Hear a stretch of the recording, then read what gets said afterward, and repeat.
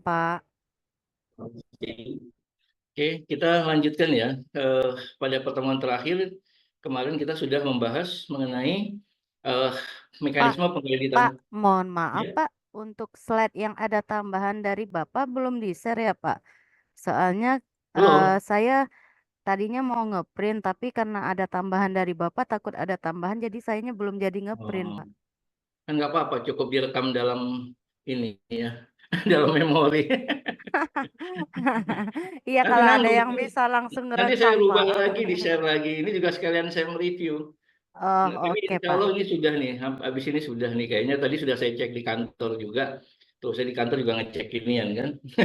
Tadi Oh, udah saya cek, udah saya tambahin lagi untuk PPNBM-nya ada yang baru kan. Nah, oh, ya oke Pak, nanti deh makasih ya saya share Pak. deh. Habis pertemuan malam ini saya share deh, karena tinggal Oke, satu materi makasih sudah. Pak. Oke, makasih. Ya, teman-teman sekalian ya. Jadi eh, dalam mekanisme pengkreditan pajak masukan itu di pasal 9 ya, kita udah bahas mekanismenya itu adalah pajak keluaran dikurangi dengan pajak masukan. Itu prinsip dasar ya. Nanti kita tinggal mekanisme apa namanya? Khususnya apakah besaran tertentu atau apa itu nanti mudah gitu. Yang penting prinsipnya pajak keluaran dikurangi dengan pajak masukan, selisihnya adalah yang harus disetor atau kalau lebih harus dikembalikan atau dikompensasi gitu ya, sesuai dengan 9 ayat 3, 4, 4A, 4B gitu ya. Nah, kemudian kemarin kita sudah singgung mengenai mekanisme khusus ya, bahwa pengusaha kena pajak yang omsetnya tidak lebih dari 1,8 miliar, jadi dia sudah pengusaha kena pajak, omset tidak lebih dari 1,8, dia boleh menggunakan pedoman Menteri Keuangan ya. Kalau yang diserahkan adalah barang kena pajak, dia bisa mengkreditkan pajak masukan itu 70% dari pajak keluarannya. Jadi pajak keluaran dulu dicari. Oh, pajak keluaran adalah 11% kali 1 miliar misalnya. Nah, pajak masukannya 70% dari pajak keluaran. Ya, itu untuk barang kena pajak. Kalau jasa kena pajak, dia bisa mengkreditkan pajak masukannya 60% dari pajak keluarannya. Kan gitu. Nah, itu di pasal 9A, eh, pasal 9A ayat 1 huruf A. Pengusaha kena pajak yang mempunyai omset tidak lebih dari jumlah tertentu, yang mempunyai omset jumlah tertentu gitu ya. Nah, kemudian yang kedua, pasal 9A ayat 1 yang huruf B. Ya. Yang huruf B ini adalah pengusaha kena pajak yang melakukan kegiatan usaha tertentu, yaitu yang melakukan kegiatan usaha di sini adalah melakukan penjualan kendaraan bermotor bekas. Nah, ini diatur dalam PMK yang PMK 65 ya, PMK 65, sorry ini kamu klik klik.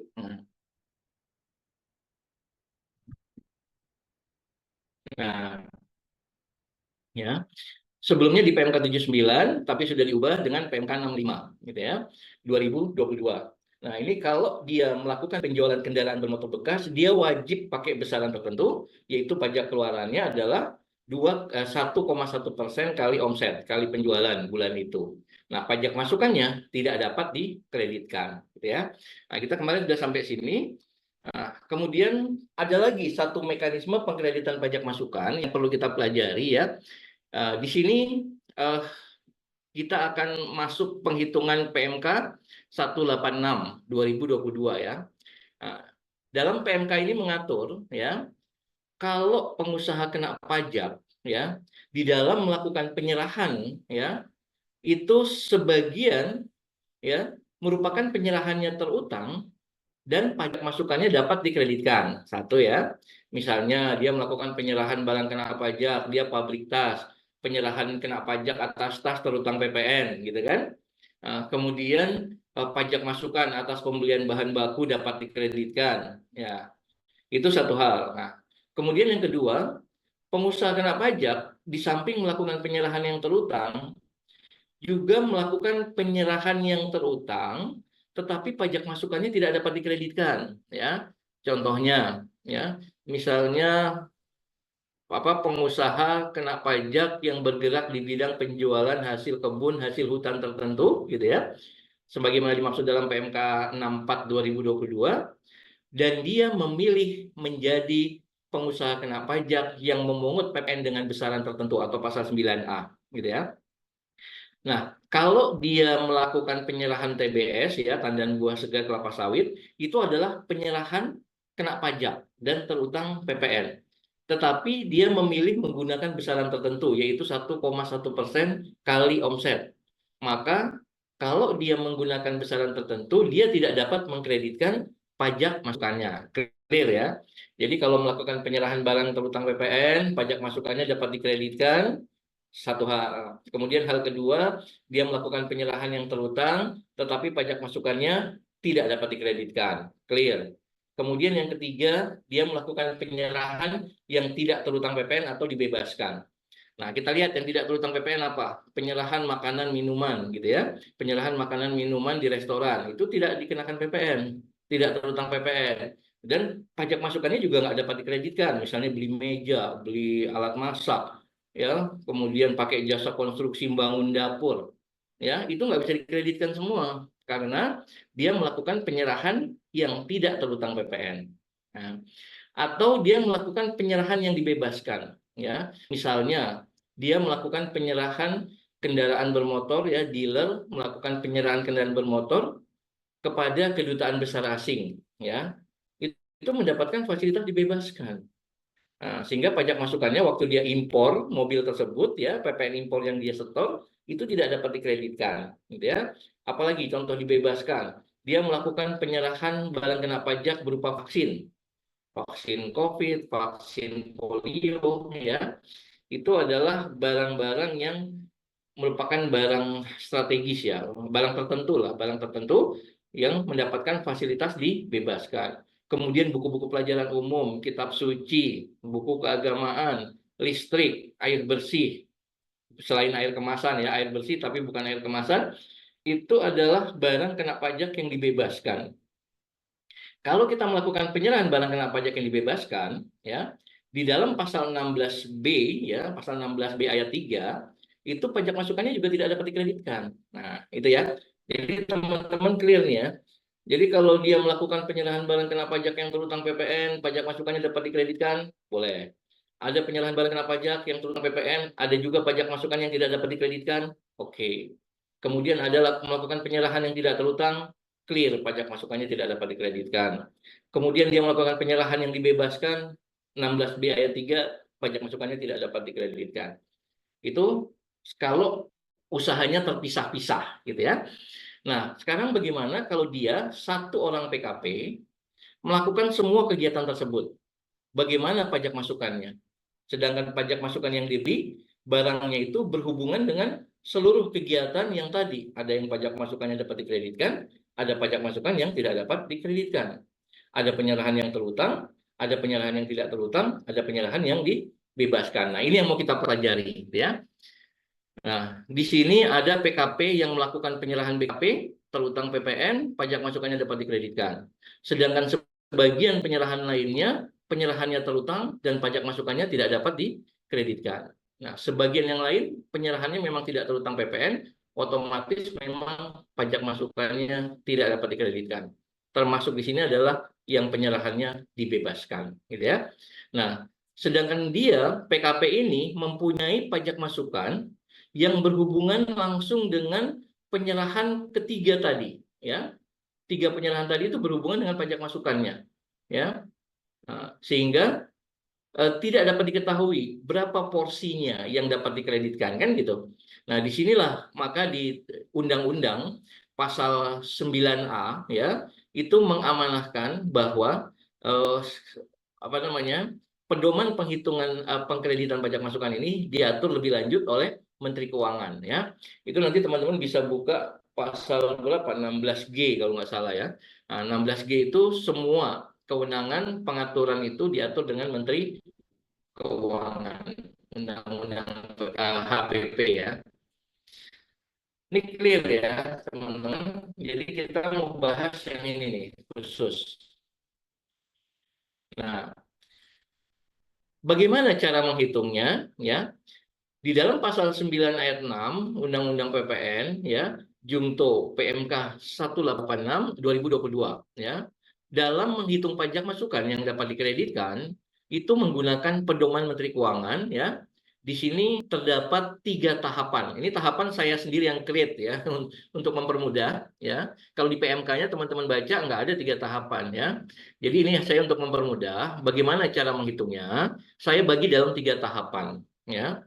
Yang pertama adalah kita menghitung jumlah pajak masukan yang dapat dikreditkan itu berdasarkan perkiraan. Nah, itu aja simpelnya. Jadi kita menghitung pajak masukan berdasarkan perkiraan, ya. Nah, misalnya kita harus menentukan, ya, barang ini, pajak masukan ini berhubungan berapa persen sih dengan penyerahan yang terutang, gitu ya. Berapa persen yang terutang berhubungan dengan yang tidak terutang atau dibebaskan, ya, atau yang terutang tapi tidak dapat dikreditkan berapa persen. Nah, jadi nanti prosentasenya adalah kita tentukan sendiri di awal sebelum berdasarkan realisasi. Nah, ini kan baru berdasarkan perkiraan. Berarti kita kira-kira sendiri nih. Jadi yang kita kira-kira itu yang Z-nya. Ya, jadi sini rumusnya adalah P, pajak masukan berdasarkan perkiraan, itu sama dengan pajak masukan, ya, pajak masukan atas perolehan dan kena pajak, dikalikan dengan prosentasenya. Yang menurut perkiraan kita berapa persen ya total penyerahan yang terutang dibandingkan berapa persen ya penyerahan yang terutang dibandingkan dengan total penyerahan ya. Oh, paling 50% ya atau 80% atau 70%. Itu kita yang kira-kira sendiri ya. Semakin akurat nanti penghitungan kembalinya lebih mudah, lebih kecil dari realisasinya gitu ya. Plus minus lebih kecil. Gitu ya teman-teman. Jadi ini rumus pertama, tahap 1 kita menghitung pajak masukan berdasarkan perkiraan. Jadi perkiraan itu adalah yang Z nih ya. Z ini berapa persen ya? Total penyerahan yang terutang dibandingkan dengan total penyerahan atau penyerahan yang terutang dibandingkan dengan total penyerahan. Nah, yang kedua baru kita menghitung berapa ya pajak masukan atau P action ya. Ini P action ini adalah P kasih tanda kutip di atas itu adalah pajak masukan berdasarkan realisasi pada suatu tahun pajak. Nah, itu ya. Nah, jadi P action itu sama dengan pajak masukan yang kita real peroleh saat membeli barang kena pajak, ya, itu dibagi dengan masa manfaat, ya, teman. Jadi kalau kita membeli Aktiva yang masa manfaatnya lebih dari 1 tahun, ya, maka kita harus memperhitungkan masa manfaat.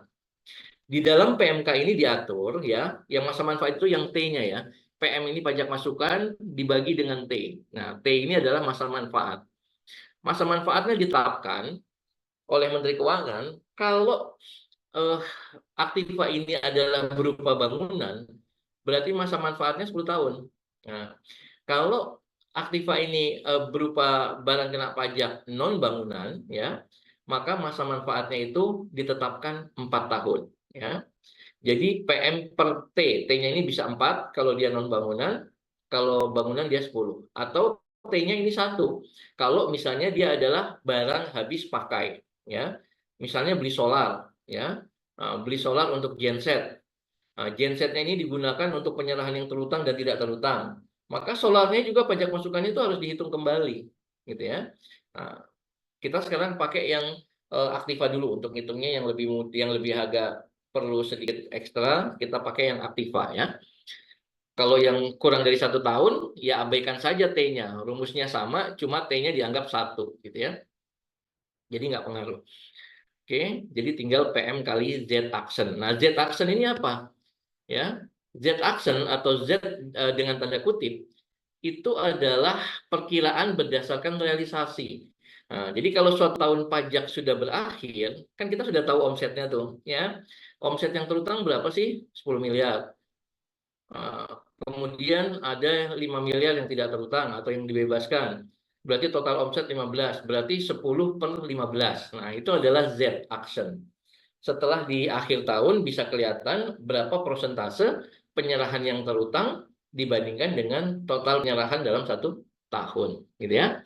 Mudahan. Nah, baru yang tahap ketiga, baru kita cari deltanya, ya, segitiga P. Itu artinya delta P itu adalah selisih, ya. Selisih pajak masukan yang kita mau cari yaitu P action, ya, pajak masukan berdasarkan realisasi dikurangi dengan pajak masukan berdasarkan perkiraan dibagi T. Nah, ya.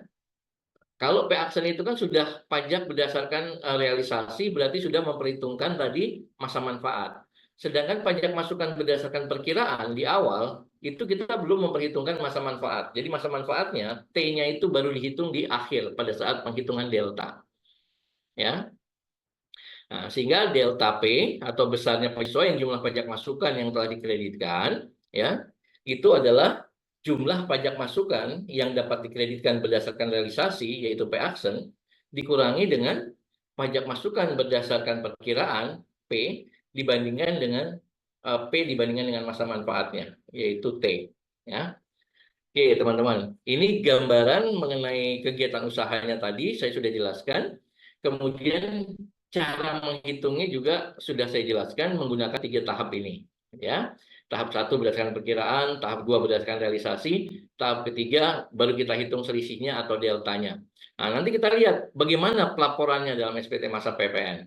Ya, nah ini coba kita lihat. Ya, ini ada satu perusahaan PT Pipilan Utama. Ya, PT Pipilan Utama ini adalah pengusaha kena pajak yang melakukan kegiatan usaha pengolahan jagung dan juga menjual hasil pengolahan berupa, ya. Jadi dia punya 3 produk nih, ya. PTPU, ya, PT Pipilan Utama punya 3 produk yang dihasilkan. Yang pertama adalah tepung jagung, ya. Tepung jagung ini adalah barang kena pajak, kemudian penyerahannya terutang PPN, dan pajak masukannya dapat dikreditkan. Ya.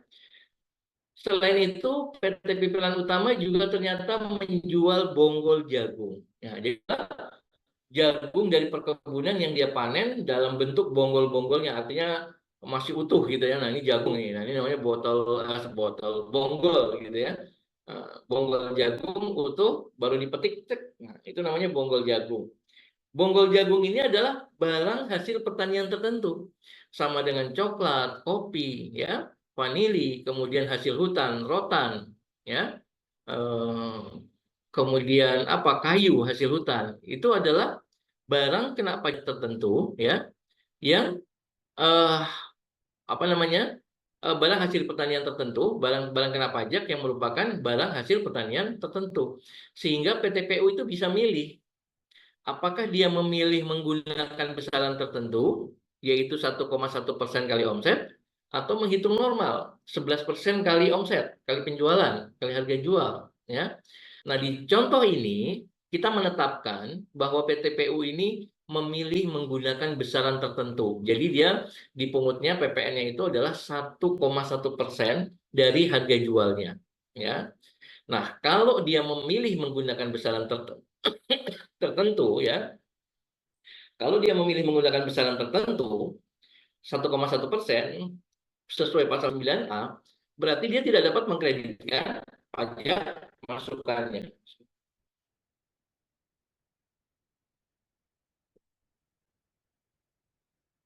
Ya, jadi dia tidak dapat mengkreditkan pajak masukannya. Pertama, menghasilkan tepung jagung bisa mengkreditkan pajak masukan, kemudian memproduksi juga bonggol jagung, menghasilkan bonggol jagung, dan memilih menggunakan besaran tertentu sehingga dia tidak dapat mengkreditkan pajak masukannya. Nah, kemudian yang ketiga, produk yang dihasilkan oleh PTPU ini adalah jagung pipilan. Ya, jagung pipilan itu adalah bonggol jagung tadi, ada jagungnya, kemudian dipipil. Dipipil itu berarti menghasilkan pipilan-pipilan jagung yang meninggalkan nanti bonggolnya dibuang gitu ya. Nah, rumahnya itu dibuang sehingga bentuknya pipilan-pipilan dan itu sama dengan barang kebutuhan pokok, ya kan? Nah, jadi jagung pipilan itu adalah barang kebutuhan pokok seperti beras, ya kan, sama dengan beras, sama dengan sagu, ya kan? Itu adalah barang kebutuhan pokok yang sekarang itu adalah terutang PPN, ya, tetapi dia mendapatkan fasilitas dibebaskan, ya. Nanti teman-teman bisa buka di pasal 16B. Terdapat barang kena pajak tertentu, jasa kena pajak tertentu yang mendapatkan fasilitas dibebaskan. Salah satunya adalah barang kebutuhan pokok yang dibutuhkan rakyat banyak. eh, beras, sagu, kedelai, kemudian apa namanya ini jagung ya, kemudian telur, susu, buah-buahan ya, itu adalah barang kena pajak eh, yang merupakan mendapatkan fasilitas dibebaskan. Pasal 16B. Nah, pasal 16B bilang di ayat 3-nya kalau dia dibebaskan, pajak masukannya itu nggak boleh dikreditkan. Ya, misalnya beli traktor, kemudian buat ngeruk kebun jagung, ya kan? Nah, kalau jagung ini semata-mata dijual dalam bentuk pipilan, ya, atau jagung bonggol yang memilih dibebaskan, yang memilih menggunakan besaran tertentu, maka waktu kita beli ekskavator, kita beli traktor, ya, kita beli pupuk, itu pajak masukannya nggak dapat dikreditkan seluruhnya, gitu ya. Tapi kalau dia juga jagungnya digunakan untuk memproduksi tepung jagung, itu pajak masukannya dapat dikreditkan. Nah, sekarang bagaimana kalau traktor itu digunakan untuk menghasilkan jagung, sedangkan sebagian jagung itu diproduksi jagung pipilan, jagung itu sebagian dijual dalam bentuk bonggol jagung yang pajak masukannya tidak dapat dikreditkan. Nah, itu yang kita mau hitung. Bagaimana mengkreditkannya? Nggak boleh dikreditkan semua, gitu ya. Udah ada bayangan ya, udah lebih mengerucut. Sekarang kita masuk ke yang kedua, ya. Tadi baru gambaran kegiatan usahanya dengan mekanisme pengkreditan pajak masukannya, ada yang dapat, ada yang tidak. Nah, kemudian di tahap kedua ini kita masuk kasusnya, ya. Pada bulan Desember 2023, ya, pada bulan Desember 2023, PTPU itu membeli sebuah genset, satu unit genset, generator set untuk pembangkit listrik, gitu ya, 30 kilowatt ampere dari Kabuto Corporation Japan, ya, dari Kabuto Corporation Jepang lah gitu ya. Nah, ini berarti kan barang impor. Nah, barang nilai impornya adalah 300 juta. Nah, kita bahas kemarin kan DPP, ya, dasar pengenaan pajak untuk impor itu adalah nilai impor. Nah, kebetulan ini sudah ditulis nilai impornya 300 juta, ya. Kalau nanti di soal ujian saya itu kita mencari nilai impornya. Berapa nilai impor? Nilai impor adalah nilai atau sejumlah uang, ya, yang menjadi dasar penghitungan biaya masuk ditambah dengan biaya masuk itu sendiri, itu adalah nilai impor. Nah, di sini dicontohkan langsung nilai impornya adalah 300 juta. Kalau sudah disebut nilai impor, berarti PPN-nya tinggal mengalihkan 11% kali 300 juta. Atau waktu mengimpor genset 300 juta nilai impornya, berarti dia membayar PPN impornya adalah 33 juta. Nah, ini dibayar pada tanggal 20 Desember 2023, gitu ya. Dan pergudangan, ya kan? Baik untuk produk jagung tepung jagung, baik untuk produk bonggol jagung, ya, maupun untuk produk jagung pipilan. Jadi genset ini digunakan untuk pembangkit listriknya, gitu ya. Jadi teman-teman bisa bayangkan ada 3 kegiatan usaha. Kemudian dia dibeli barang kena pajak berupa genset yang pajak masukannya 33 juta, dan genset ini digunakan untuk semua kegiatan baik yang terutang, tidak terutang maupun yang terutang dan dibebaskan, gitu ya. Nah, kemudian 33 juta ini mau dikreditkan boleh nggak? Itu bahasanya. Boleh, tapi harus menggunakan mekanisme yang diatur dalam PMK 186 ini, gitu loh ya. Nah, sekarang genset ini digunakan untuk semua kegiatan produksi, ya. Kemudian PTPU memperkirakan, nah ini Z-nya nih, kita lagi bahas Z-nya nih. PTPU memperkirakan penyerahan tepung jagung adalah sebesar 50%. Nah, jadi penjualan tepung jagung itu diperkirakan, atau omset tepung jagung diperkirakan 50% dari total omset, ya. Jadi otomatis dia juga memperkirakan kira-kira jagung pipilan itu 25%, gampangnya ya. Atau eh, apa namanya? Bonggol jagung itu juga sekitar 25%, ya. Bisa juga 20-30. Yang penting yang terutang itu adalah tepung jagung 50% dipatok, diperkirakan Z-nya, ini Z-nya nih 50%. Nah, otomatis berapa pajak masukan yang dapat dikreditkan? Nah, baru kita menghitung di tahap 1, ya. Baru kita menghitung tahap 1, eh, apa namanya? Kita menghitung pajak masukan P, ya, tahap 1 adalah pajak masukan dikalikan dengan Z. Z ini tadi perkiraan. Oh, perkiraannya 50% nih, omset tepung jagung dari total omset. Berarti langsung aja, P itu sama dengan pajak masukan yang 33 juta dikalikan dengan Z perkiraan tadi 50%. Otomatis diperoleh angka 16.500.000, gitu ya. Jadi yang dapat dikreditkan adalah sebesar 16.500.000. Bagaimana kita melaporkan ini dalam SPT? Ya, nah, kita akan melaporkan dalam SPT itu PPN impor sebesar 33 juta. Ini dilaporkan seperti biasa. Ya, PPN impor itu kan dimasukkan di form B1, ya. Formulir 1111 B1. Ya. Kemudian ada 2 langkah ya. Berarti langkah pertama dia mengkreditkan pajak masukan impor dalam formulir 1111 B1, ya. Kemudian tahap kedua dia melakukan pelaporan mengenai penghitungan kembali pajak masukan itu di formulir 1111 AB, ya kan? Angka Romawi 3, huruf B 3 sebagai pengurang PM, ya kan? Karena waktu dia masukin PPN impor itu adalah berapa? 33 juta, ya. Sedangkan jadi kita akan melaporkan di 1111 AB angka 3, angka Romawi 3 huruf B3 sebesar 33 juta dikurangi 16.500.000 atau 50%-nya lagi yaitu 16.500.000, gitu ya. Nah, ini kita laporkan, ini kita belum angka 3 dan 4 ya, teman-teman.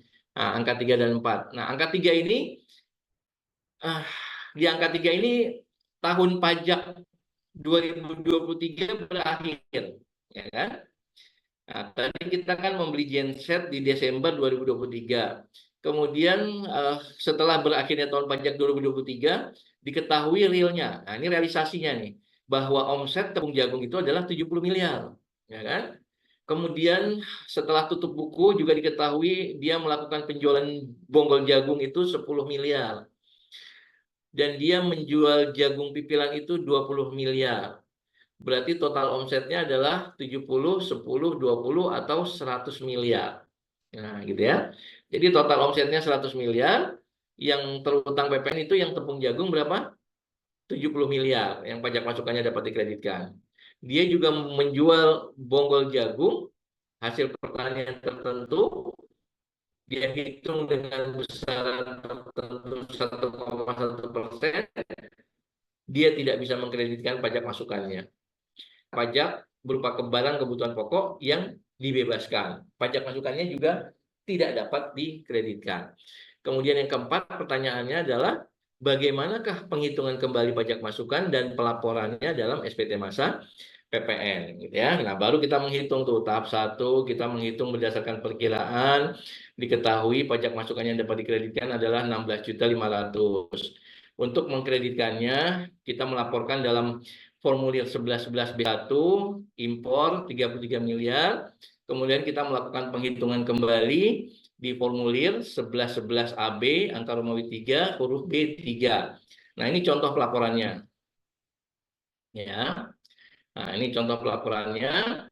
Kita lapor di SPT masa PPN Desember 2023 ya. SPT masa PPN Desember 2023. PT Pipilan Utama, ya, kemudian NPWP sekian sekian sekian.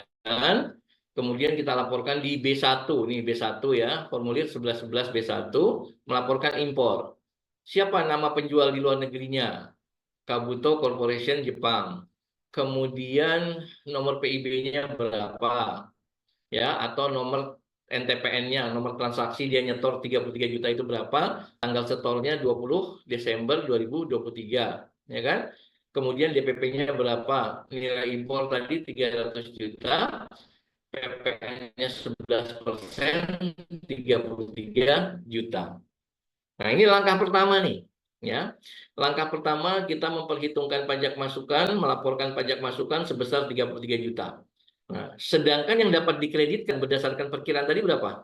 16.500.000. Berarti kita harus kurangi nih. 33 juta, kita harus kurangi juga yang 50%-nya, yaitu 16.500.000, sehingga nanti yang dikreditkan itu cuma 16.500.000 sesuai dengan perkiraan di hitungan awal. Nah, bukan cara yang kedua. Tahap yang kedua, setelah kita melaporkan di B1, kita lapor di form 1111 AB. Nah, ini ya. Jadi kita lapor di form 1111 AB. Oke. Angka Romawi 3. Nah, ini angka Romawi 3, penghitungan pajak masukan yang dapat dikreditkan. Nah, di SPT Desember 2023 ini, teman-teman, misalnya nih ya, misalnya dia punya pajak masukan nih 99 juta nih, ya. Dia punya pajak masukan 99 juta, belum termasuk penghitungan kembali. Nah, sekarang kita hitung penghitungan kembalinya. Jadi di SPT Desember 2023, kalau tidak ada penghitungan kembali, dia bisa memperhitungkan 99 juta. Nah, terus bagaimana kalau ada penghitungan kembali? Kita lihat. Jadi lapor di angka Romawi 3, huruf B, angka 3 nih. Hasil penghitungan kembali pajak masukan yang telah dikreditkan sebagai penambah atau pengurang pajak masukan. Ya, di awal kan kita bilang berdasarkan perkiraan, tetapi di form 1111 B1 dia tadi kan mengkreditkan 33 juta. Nah, berarti kita harus kuranginnya di sini, ya. Nah, kita kurangi lagi di sini 16.500.000, sehingga totalnya tuh yang dikreditkan nanti hanya 16.500.000. Jadi di sini sebagai pengurang dari yang 33 juta, ya kan? Paham ya? Nah, jadi dengan adanya pengurangan 16.500.000 ini, maka dalam SPT masa Desember 2023, PT Peperan Utama yang semula boleh mengkreditkan 99 juta, dengan adanya penghitungan kembali ini, dia jadi hanya bisa mengkreditkan pajak masukan 82.500.000, yaitu 99 juta dikurangi dengan 16.500.000. Nah, ini selesai tahap pertama, teman-teman ya. Kita selesai tahap 1, menghitung berdasarkan perkiraan, termasuk juga cara melaporkannya dalam SPT masa PPN. Oke. Nah, sekarang kita ke tahap keduanya. Itu belum selesai itu. Jadi kalau dia punya pajak masukan yang seperti tadi, dapat dikreditkan dan tidak dapat dikreditkan, sehingga tidak bisa dipisahkan dengan jelas, maka dia menggunakan PMK 186. Nah, 186 tadi nggak berhenti di tempat tadi, kita lanjutkan. Yaitu tahap 2-nya. Ya. Tahap 2-nya adalah menghitung kembali pajak masukan berdasarkan realisasi. Ya. Berdasarkan realisasi, artinya kalau realisasi itu berarti tahun pajak 2023-nya sudah berakhir. Ya kan? Tahun pajak 2023 sudah berakhir, sehingga bisa diketahui omsetnya. Oh, jadi selama 2023 omsetnya itu 100 miliar. Yang terutang itu tepung terigu, tepung jagung, sorry. Yang terutang itu tepung jagung, omsetnya 70 miliar. Berarti kita menghitung pajak masukan berdasarkan realisasi, yaitu P-Action, adalah pajak masukan realisasi, yaitu 33 juta tadi, ya, pembelian genset, pajak masukannya 33 juta, dibagi dengan masa manfaat, yaitu 4 tahun. Ya. Karena genset ini adalah barang kena pajak non bangunan, sehingga masa manfaatnya ditetapkan 4 tahun. Ya. Kemudian dikalikan dengan omset tepung jagung yang terutang PPN, yaitu 70 miliar. Nah, 70 miliar ini dibandingkan dengan total omset yang 100 miliar. Nah, sehingga kalau ini dikalikan, hasilnya adalah 5.775. Ya. Jadi P-Action atau pajak masukan berdasarkan realisasi yang dapat dikreditkan adalah 5.775. Ini setelah memperhitungkan dengan masa manfaat kan. Nah, sedangkan yang 16.500 tadi itu kan belum memperhitungkan masa manfaat. Jadi diperhitungkannya di penghitungan delta. Nah, gitu ya. Nah, sekarang kita melakukan penghitungan tahap 3. Ternyata delta P ya atau selisih antara pajak masukan berdasarkan realisasi 5775 ya kan dikurangi dengan pajak masukan berdasarkan perkiraan yang 16.500.000, tetapi 16.500.000 ini kan eh, untuk selama 4 tahun kan, masa manfaat 4 tahun, sehingga harus dibagi 4 dulu untuk setahunnya. Yang 5775 ini kan sudah setahun karena sudah dibagi 4 nih. Sedangkan yang 16.500.000 itu total untuk masa manfaat 4 tahun, belum dibagi 4. Makanya dibagi 4-nya di sini, di penghitungan delta. 16.500.000 dibagi 4 itu ketemu angka 4.125 ya. Jadi delta P itu adalah 5.775, yaitu pajak masukan berdasarkan realisasi dikurangi dengan pajak masukan berdasarkan perkiraan yang 16.500.000 bagi 4. Jadi 5.775 dikurangi 4.125 diperoleh angka positif negatif. Positif 1.650 gitu ya. Nah, jadi angka positif ini berarti si PTPU itu boleh menambah pajak masukan yang dapat dikreditkan di SPT masa paling lambat 3 bulan setelah berakhirnya tahun buku ya. Jadi yang kita hitung omsetnya tadi adalah tahun 2023, sehingga PT Pipilan Utama ini dapat mengkreditkan 1.650 paling lambat bulan Maret 2024. Nah, gitu ya. Jadi saat dia menghitung penghitungan kembali ini, terserah dia mau dilakukan di bulan Januari bisa, kemudian dikreditkan di Januari, atau di Februari, atau paling lambat Maret 2024. Gitu ya. Nah, bagaimana cara melaporkan di SPT-nya? Kita langsung ke formulir 1111 AB angka Romawi 3 huruf B sebagai penambah pajak masukan. Karena positif ya, maka sebagai penambah pajak masukan. Ya, dan pelaporan ini bisa dilakukan paling lambat 3 bulan setelah berakhirnya tahun pajak atau paling lambat Maret 2024. Gitu ya. Sebelum kita masuk ke pelaporan, teman-teman harus perhatikan, ini adalah barang modal ya yang lebih dari setahun masa manfaatnya, yang disebut dengan non bangunan berarti dia adalah masa manfaat 4 tahun ditetapkan. Nah, kita akan menghitung terus nih selama 4 tahun ya. Setelah tahun 2023 berakhir, kita melaporkan penghitungan kembali di Maret 2024. Kemudian di tahun 2024 nanti setelah berakhir omset sudah kelihatan, kemudian kita melakukan penghitungan kembali dan plus minus dapat dilaporkan di SPT Maret 2025.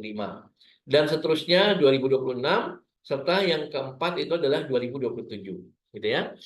Jadi kalau aktiva tersebut, barang kena pajak tersebut dibeli di 2023, maka kita akan melakukan penghitungan kembali dan melaporkan dalam SPT masa paling lambat 3 bulan, yaitu Maret 2024, 2025, 26, dan 27. Nah, kalau bangunan itu bisa 10 tahun, ya. 27, 28, 29, 30, 31, 32, 33, sampai di Indonesia emas, ya, insya Allah. Gitu ya. Nah, itu 10 tahun kita hitung kembali. Ya. Nah, sekarang setelah kita menghitung penghitungan kembali positif 1.650, kita kembali laporkan di formulir 1111 AB angka Romawi 3 penghitungan kembali pajak masukan yang dapat dikreditkan huruf B angka 3 ya. Nah, ini kita tambahkan positif 1.650 ya. Ini positif 1.650. Sehingga dalam hal SPT masa Maret 2024, PT Pipilan Utama ini normalnya adalah 99 juta nih misalnya ya, ini kita samain aja. Biar nggak bongkar-bongkar ini ya. Bisa aja saya edit materi ya. Nah, misalnya di bulan Maret 2024, pajak masukannya itu 99 juta ya. Dengan adanya penghitungan kembali ini, kita boleh menambahkan 1.650. Sehingga dia bisa mengkreditkan 100.650.000 gitu ya. Nah, inilah mekanisme pengkreditan pajak masukan terkait dengan pajak masukan yang sebagian dapat dikreditkan dan sebagian lainnya tidak dapat dikreditkan. Gitu ya. Itu teman-teman ya. PMK 186 2020 186 2022 ya.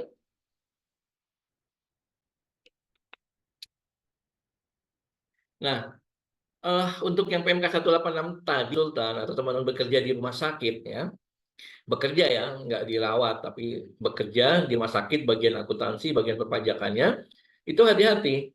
Rumah sakit juga punya pola yang sama dengan ini, harus melakukan penghitungan kembali, ya, karena dia kan membeli obat, ya, dia membeli obat, obat-obatan ini kalau digunakan untuk rawat inap, ya, itu jatuhnya adalah jasa pelayanan medis, dan dia merupakan BKP yang dibebaskan. Jasa, sorry, bukan BKP, tapi jasa. Jasa pelayanan medis ini adalah jasa kena pajak, tetapi dibebaskan. Sehingga waktu beli obat-obatan, waktu beli alat operasi, waktu beli suntikan, waktu beli segala macam obat-obatan, segala macam keperluan medis, ada pajak masukannya, nggak dapat dikreditkan. Gitu ya. Itu kalau untuk jasa pelayanan medis, pasal 16B ayat 3. Ya. Nah, kemudian rumah sakit ini juga membeli obat-obatan, alat kesehatan, kursi roda, kayak kalau kita lihat di apotek, itu ada dijual. Ya. Nah, itu adalah barang kena pajak yang kalau dijual itu terutang PPN dan pajak masukannya dapat dikreditkan. Nah, sekarang waktu beli obat, ya, atau waktu beli kursi roda rumah sakit ini buat dijual di apotek atau buat jasa pelayanan di rumah sakit. Oh, ada orang turun dari mobil beli kursi roda pakai gitu ya. Itu jasa pelayanan medis. Jadi pajak masukan terkait dengan pembelian kursi rodanya tidak dapat dikreditkan, ya. Tapi kalau kursi roda itu kita jual di apotek kan ada juga. Kalau saya lagi beli obat di apotek itu ada kursi roda, ada kruk, ada apa segala macam kebutuhan. Apalagi kalau apotek di Fatmawati itu ya. Waktu itu nungguin almarhumah ibu ya di rumah sakit itu depannya tuh kalau Fatmawati itu serem banget. Rumah sakit Fatmawati Jakarta ya. Jakarta Selatan, segala macam kecelakaan masuk Fatmawati kalau enggak Cipto gitu ya. Nah, di apotek depannya itu segala macam juga dijual kebutuhan-kebutuhan terkait dengan pasien, ya. Nah, kalau kita kehabisan apa, beli di situ gitu ya. Harus beli sendiri ya beli sendiri gitu ya. Nah, sehingga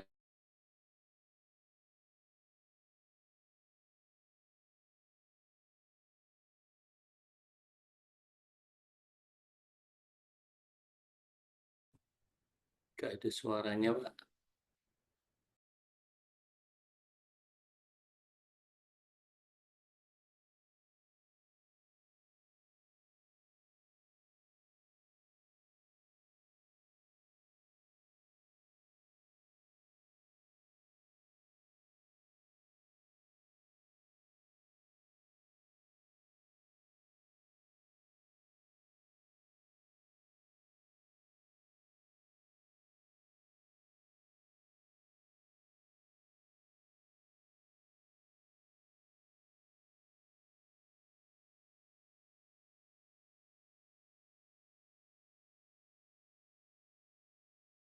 Halo, suaranya hilang.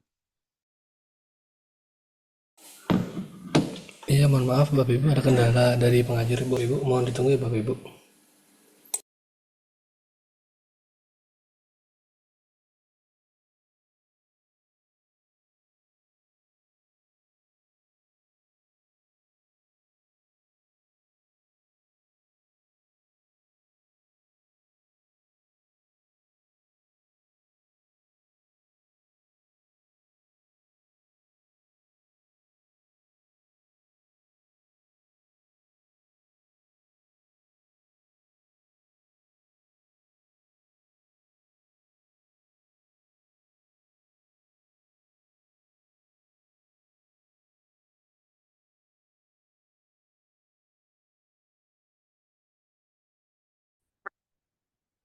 oke.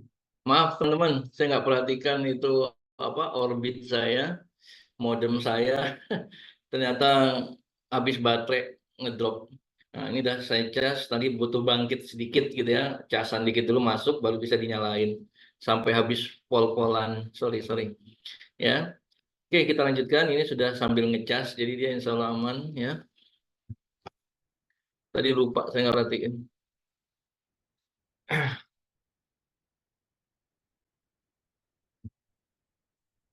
Ya, biar nggak terlalu berat, mungkin saya offline dulu ya. Biar nggak terlalu berat, mungkin saya offline dulu. Offline, apa? Off cam. Saya off cam dulu ya. Nah, jadi ini teman-teman sekalian ya. Jadi kita harus banyak hal yang seperti kita jelaskan tadi menggunakan PMK 186 ya. Jadi rumah sakit gitu ya. Kemudian kita misalnya juga mempunyai jasa persewaan gedung ya. Nah, kita misalnya punya jasa persewaan gedung nih, kita punya tower disewa-sewain. Nah, kebetulan ada satu yang menyewa itu misalnya konsulat asing, atau yang menyewa itu adalah organisasi internasional PBB. Nah, kan? Atau kedutaan besar mungkin nyewa di gedung itu gitu ya. Kalau nggak salah dulu saya waktu jadi jurus kita ke WTC ya, di situ ada juga kedutaan kalau nggak salah ya, kedutaan atau konsulat dagang gitu ya.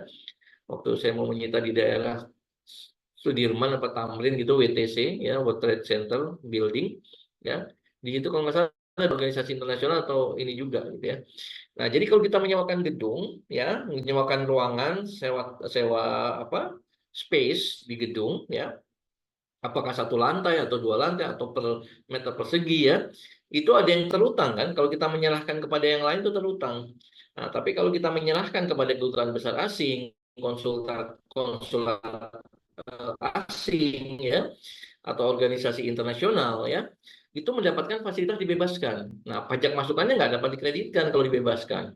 Jadi misalnya kita ada service charge gitu ya, kita menggunakan pihak ketiga untuk perawatan ya, misalnya ngelap kaca, kita menggunakan outsourcing untuk kebersihan lantai ya, segala macam, cleaning service, itu kan ada PM-nya. Nah, PM-nya itu ada yang bisa dikreditkan, ada yang enggak tentunya gitu ya. Karena sebagian terutang, sebagian yang lain terutang dan dibebaskan. Jadi banyak kegiatan usaha yang juga harusnya menggunakan PMK 186. Ya kalau nggak mau repot, berarti pencatatannya dipisah. Ya. Oke ya, teman-teman, itu mungkin ada yang ditanyakan terkait dengan PMK 186 ya, atau bisa dicermati dulu, nanti bisa ditanyakan pada pertemuan berikut. Tapi ini selesai simpel sih ya, ini simpel. Kita pokoknya bagi 3 tahapan, hitung perkiraan, hitung realisasi, baru cari selisihnya delta, laporkan dalam SPT, B1, kemudian juga 11 AB, angka Romawi 3, huruf B, angka 3. Itu aja ya. Sekarang kita lanjut mengenai pajak masukan ya. Jadi teman-teman sekalian, pajak masukan itu tidak dapat dikreditkan ya untuk hal-hal sebagai berikut. Jadi sekarang tinggal 2 aja ya. Sebelumnya itu ada huruf A, B, C, D, E, F, G, H gitu ya. Pajak masukan yang tidak dapat dikreditkan, termasuk pajak masukan yang diperoleh sebelum dia PKP ya. Tapi sekarang boleh tuh dengan Undang-Undang Cipta Kerja per 2 November 2020, kalau kita punya pajak masukan sebelum kita dikukuhkan sebagai PKP, kemudian kita diperiksa ke belakang, ya, muncul pajak keluarannya, baru kita boleh mengkreditkan 80% dari perkiraan pajak keluaran, ya. Jadi kalau kita nggak diperiksa, ya, nggak bisa ujuk-ujuk, oh saya punya pajak masukan nih sebelum dikukuhkan sebagai PKP, terus saya kreditkan. Sekarang saya sudah PKP, saya punya 3 bulan sebelumnya sebelum PKP bisa dikreditkan dong? Nggak bisa. Yang bisa dikreditkan itu kalau kita diperiksa atau kita melaporkan sendiri, oh saya PKP misalnya baru tanggal 1 Januari 2024, gitu ya. Tapi ternyata saya sudah PKP itu seharusnya dari Desember misalnya 2020 atau 2021 atau 2022 gitu ya. Ya. Nah, maka kita menghitung tuh, oh ya udah kalau gitu saya lapor mundur yang sebelumnya, pajak keluaran saya sekian, kemudian saya boleh mengkreditkan 80% dari perkiraan pajak keluaran. Nah, itu diperkirakan gitu ya. Tapi kalau kita sekarang PKP Januari 2024, oh saya punya tuh bulan Desember, November, Oktober, kan 3 bulan masih dapat dikreditkan, nggak bisa, gitu ya. Itu diatur dalam PMK ya. Diatur dalam PMK sebelumnya Undang-Undang Cipta Kerja ya, pasal 9 ayat 8 yang huruf A ya, kemudian huruf A, kemudian ini BC, kemudian huruf D ya. Nah, itu pajak masukan sebelum dikukuhkan sebagai PKP ya.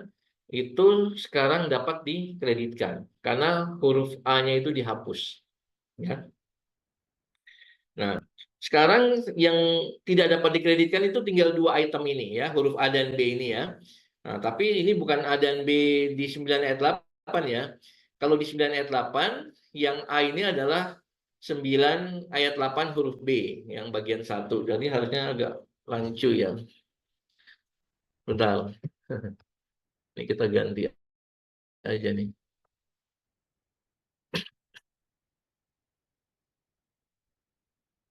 Tuh, ganti angka aja ya.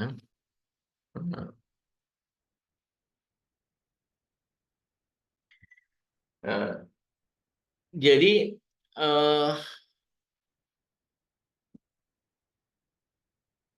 berdasarkan pasal 9 ayat 8, pajak masukan yang tidak dapat dikreditkan, sekarang hanya 2 item ini ya, angka 1 dan angka 2.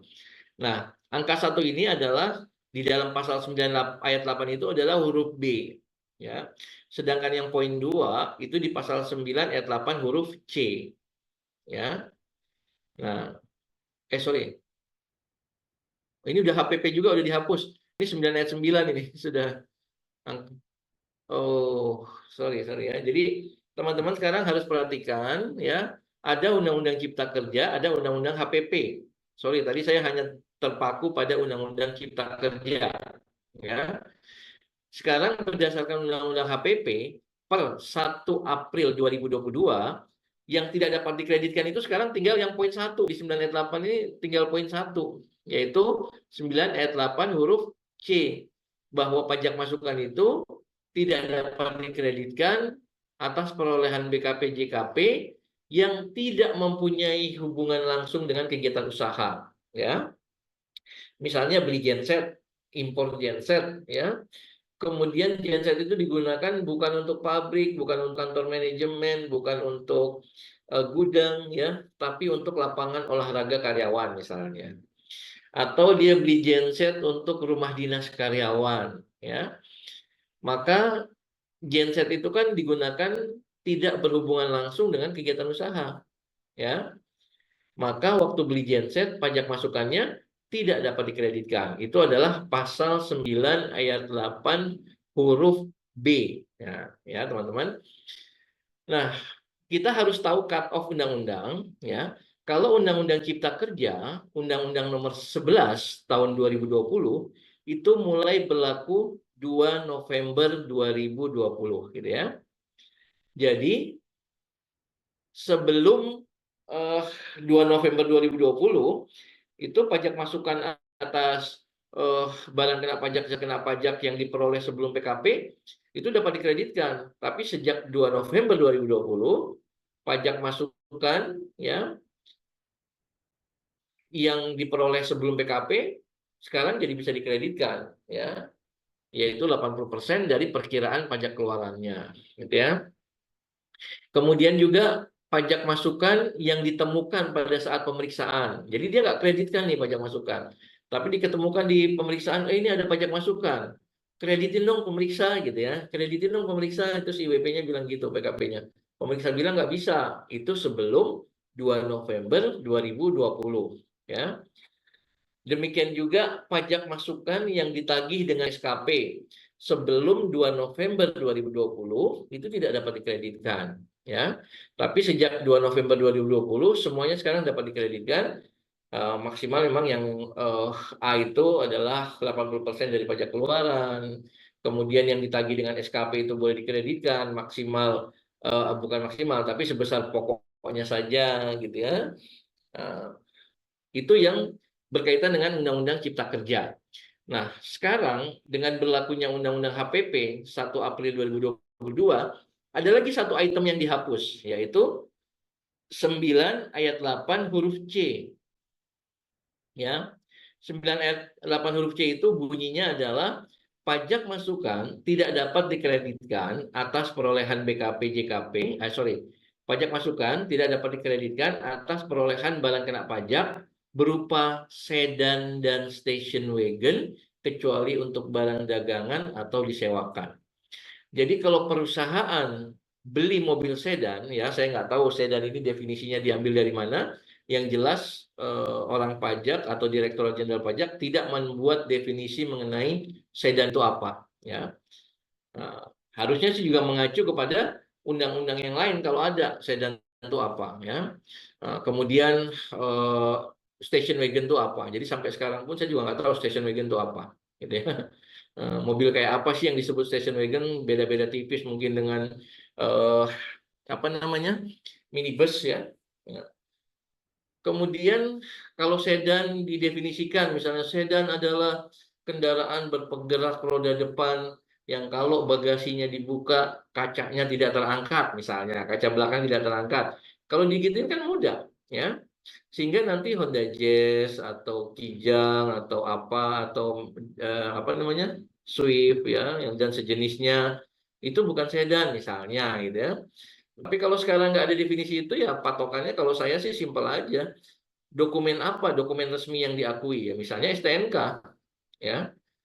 Yang repot kalau ternyata perlakuannya beda nih ya. Saya dulu pernah meriksa ya. Memeriksa dibanding ya, memeriksa dibanding atas keberatan wajib pajak, atas banding wajib pajak gitu ya.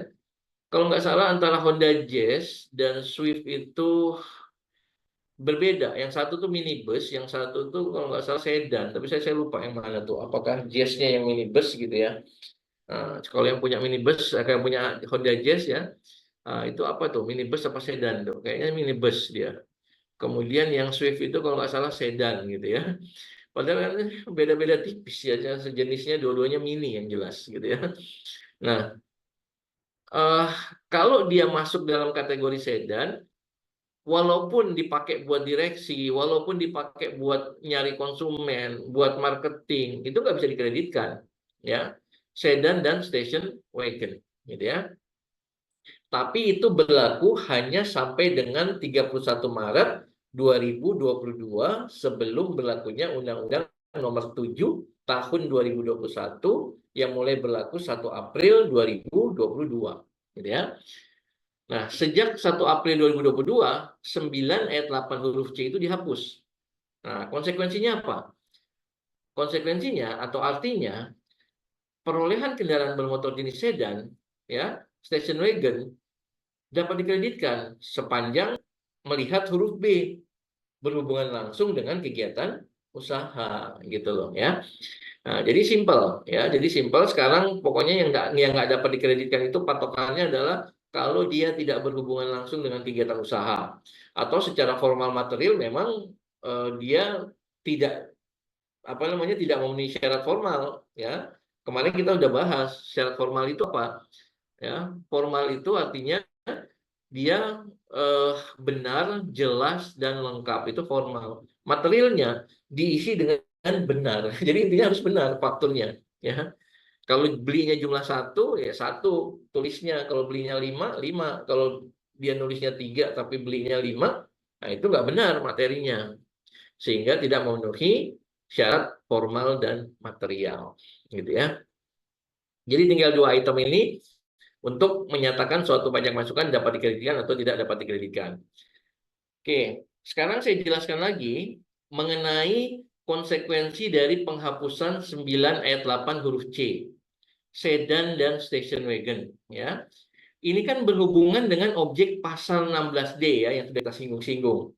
Nah, nanti kalau di latihan soal teman-teman perhatikan tuh kalau ada penjualan kendaraan bermotor jenis sedan dan station wagon itu tahun perolehannya kapan gitu ya. Kalau tahun perolehannya itu sebelum 1 April 2022 ya, sedan dan station wagon dibeli sebelum 1 April 2022 atau dibeli maksimal 31 Maret 2022, maka pajak masukannya tidak dapat dikreditkan, ya. Misalnya PTA, pabrikan sepatu, beli sedan, ya, Mercy untuk direksi, sebetulnya berhubungan langsung, tetapi karena sedan dan dibeli 31 Maret, ya, misalnya dibeli 1 Maret, pajak masukannya nggak dapat dikreditkan tuh. Karena apa? Sesuai pasal 9 ayat 8 huruf C. Nah, 31 Maret.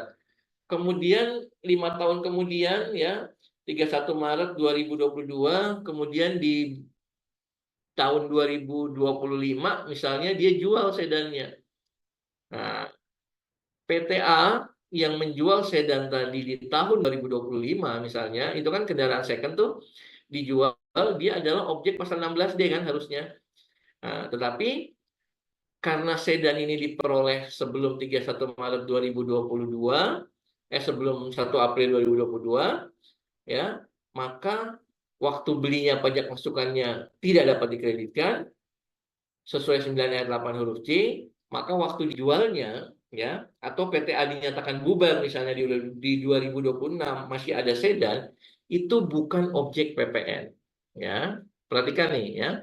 Jadi kalau dibeli sebelum 1 April 2022, kemudian dijual di 2026, 2027, ya, atau di 2026, 27 perusahaan bubar masih ada sedan itu bukan objek PPN, khususnya bukan objek pasal 16D.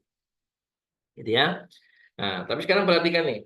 Kalau ternyata sedannya perusahaan misalnya PTP membeli sedan atau station wagon tepat di tanggal 1 April 2022 lah, ya, sudah berlaku Undang-Undang Cipta Kerja, ya, maka waktu belinya apa?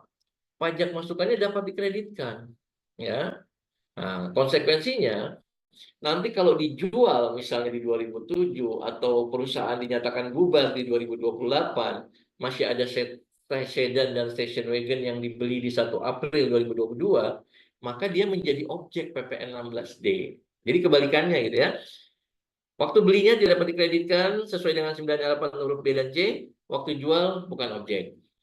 Nah, waktu belinya dapat dikreditkan sesuai 988 huruf C, dia dihapus maka dapat dikreditkan, waktu jual objek berbalik. Gitu ya. Ini mungkin yang perlu saya jelaskan terkait dengan 9 ayat 8 karena berhubungan langsung dengan objek PPN pasal 16D, ya, itu harus dicermati. Saya nggak bosan-bosannya mengulang di soal, ya, untuk pelatihan untuk memudahkan pemahaman gitu ya. Jadi kita nggak perlu hafalin, tapi cukup diketahui, nanti di tektok-tektok gitu bisa paham gitu ya. Oke teman-teman, sekarang kita masuk ke materi berikutnya mengenai pemungut PPN. Ya, jadi kita sudah singgung kemarin, pemungut PPN ini kan anomali. Mekanisme umumnya pajak keluaran dipungut oleh pihak yang menyerahkan barang kena pajak, gitu ya. Pajak keluaran dipungut oleh pihak yang menyerahkan barang kena pajak. Tapi dengan adanya pasal 16A Undang-Undang PPN, adanya pasal 1 angka 27 Undang-Undang PPN yang menyebutkan bahwa terdapat pemungut PPN berdasarkan undang-undang dan peraturan menteri, gitu ya.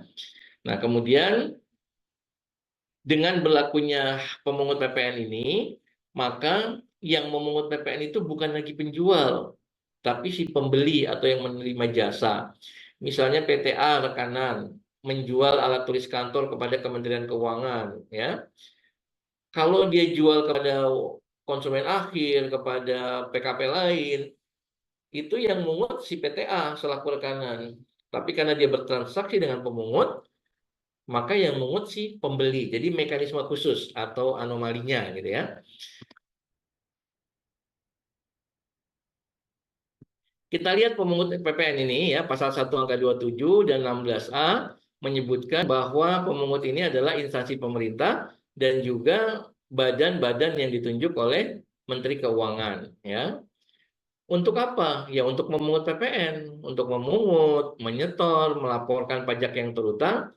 Sebetulnya pajak terutang ini oleh siapa? Pajak yang terutang oleh PKP yang melakukan penyerahan BKP-JKP kepada bendaharawan atau instansi pemerintah, ya kan? Jadi sebetulnya yang harus memungut itu adalah PKP yang menyerahkan BKP-JKP kepada instansi pemerintah, ya, atau badan yang ditunjuk sebagai pemungut. Nah, jadi pemungut ini mengambil alih tugas pemungutan sebetulnya yang terutang oleh PKP penjual, gitu ya prinsipnya. Kemudian ini dasar hukumnya ya. Kalau untuk instansi pemerintah, teman-teman bisa buka PMK 231, junto PMK 59. Nah, untuk yang badan-badan itu ada BUMN, ada juga kontraktor kontrak kerjasama di bidang pertambangan migas ya. Nah, ini PMK-nya, PMK 73 untuk K3S, kontraktor kontrak kerjasama di bidang pertambangan migas, panas bumi ya. Sedangkan PMK 8 2021 itu untuk penunjukan BUMN sebagai pemungut PPN ya. Sekarang kita bahas dulu yang pemungut PPN instansi pemerintah. Objek pemungutannya apa? Nah, objek pemungutan dari pemungut PPN instansi pemerintah ini adalah setiap pembayaran yang dilakukan oleh pemungut PPN. Itu objeknya. Kecuali yang dikecualikan, gitu ya. Artinya apa? Kalau masuk yang dikecualikan, berarti dia bukan objek pemungutan, ya. Dia cuma bukan objek pemungutan, tapi tetap objek PPN, ya. Perhatikan teman-teman, ini bukan objek PPN, tetapi cumanya bukan objek pemungutan, tapi prinsipnya tetap objek PPN. Ya. Yang dikecualikan itu apa? Ya. Kalau pemungutnya ini adalah instansi pemerintah, maka yang dikecualikan dari objek pemungutan itu adalah kalau pembayarannya itu maksimal 2 juta, tidak termasuk PPN dan PPNBM. Contohnya, misalnya Menteri Keuangan, Kementerian Keuangan ya, bukan Menteri Keuangan, Kementerian Keuangan belanja alat tulis kantor kepada vendor.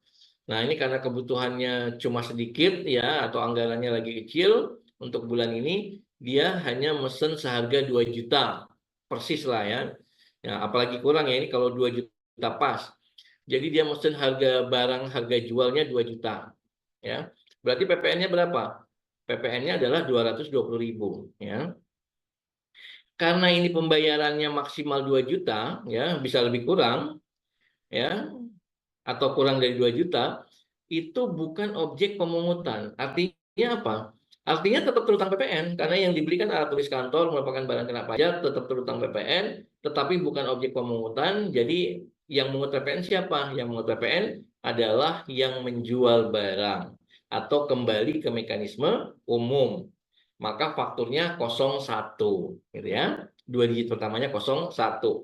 Karena dia tidak dipungut oleh instansi pemerintah, ya. Nah, contoh lagi misalnya Kementerian Dalam Negeri membeli juga alat tulis kantor kepada PT yang sama, ya, vendornya. Kemudian dia membeli seharga 8 juta, ya, atau 10 juta lah biar gampang, ya. Dia membeli seharga 10 juta.